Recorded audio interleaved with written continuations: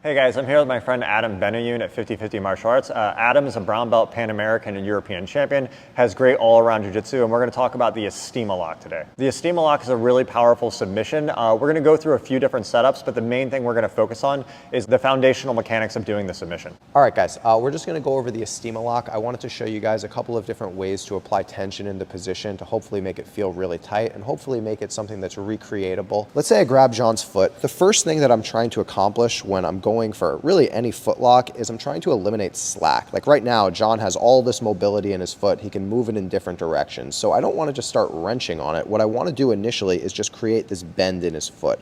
So like if John moves his foot around now, there's like way less play as opposed to this, right? So that's the first step, just finding different ways to create this.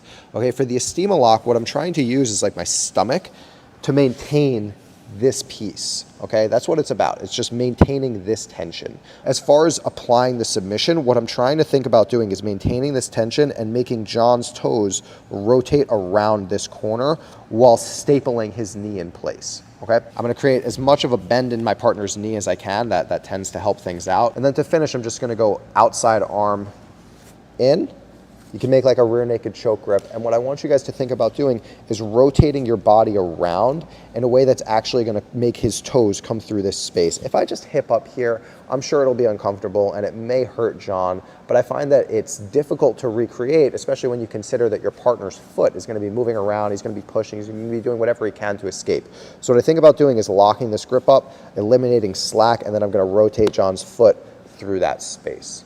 So really simple, I'm here.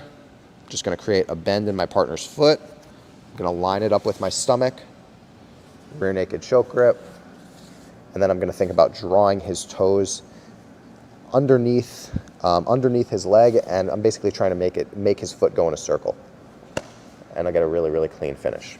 One thing that I've learned just working with Ryan a fair bit about foot locks is it's not so much about the grip, because there's plenty of different ways that you can connect your hands to finish. And I think that, you know, when we're first learning these things, it can be a little bit overwhelming. Like, which grip do I use at any given moment? Do I use this one? Do I use that one?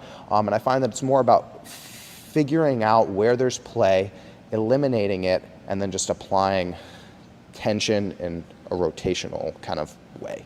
I would also say, like, when you're passing, the Estima Lock is one of the better leg locks for when you're on top. Like the straight ankle lock, which I'm gonna do in a future video, is really good setup from guard.